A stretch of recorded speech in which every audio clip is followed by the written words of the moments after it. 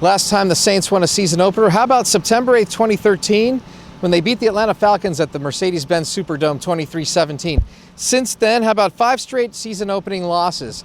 The Saints are well aware of this and want to avoid a 6th straight opening day loss when they host the Houston Texans on Monday Night Football. Listen, it'd be really important. It'd be nice to start out in the win column. There's always a sense of urgency. So, you're not going to sit here and say, like, are you preparing that much harder for week 2 if you lose week 1 as opposed to win? No, I mean, you're always fighting human nature. Human nature is that when you're winning, maybe it's like, it's all good, we're winning, stuff gets, little mistakes kind of get swept under the rug and that kind of thing, and man, you still feel good about everything. No, I mean, you have to self-discipline yourself to sit there each and every week and just, man, take a hard look at everything. And whether you won or lost, it's, man, we got to get better, and it's a race to get better, especially early in the season. It's a race to get better, and we're always looking for constant improvement.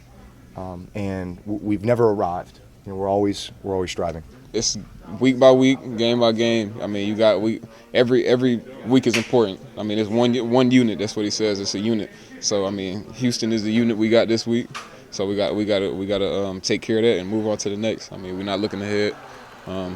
We focus on week by week. Every game is important, and especially since this is the first one, we do want to start off fast. And you say it's important because the season over. It's important because it's the next game.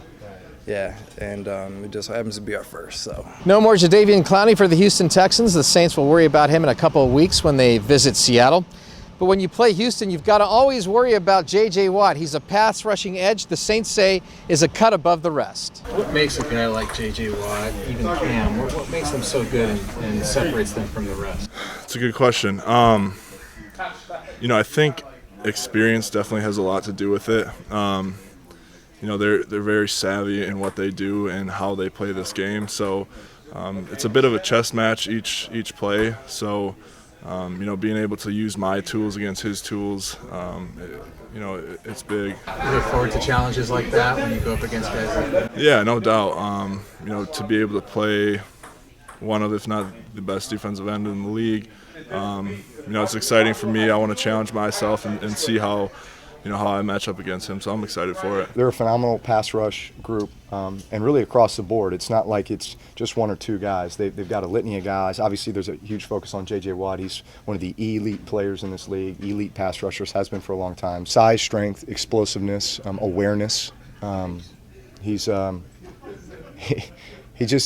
just a great feel for the game, and I mean, in any one-on-one situation, he's going to feel like, there's a few guys in the league, that you sit there and say, all right, that's a tough matchup one-on-one for anybody. I don't care who you are, and so he's just an extremely talented player because of his size, his speed, his strength, his explosiveness, his awareness, his smarts, his energy, his motor. He's a really like a one-of-a-kind player. There's not many like him.